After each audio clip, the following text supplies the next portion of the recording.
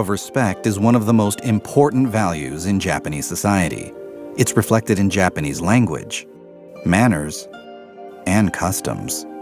Status and hierarchy are important in modern Japanese society, just like they were in feudal Japan. Most relationships in Japanese society are not equal. One person's position is higher than the other's. Position is determined by place within a family and organization, as well as job, age, and experience. Japanese company workers respect their managers. Students respect their teachers. Families respect their elders. Sporting teams respect their coaches. And Japanese people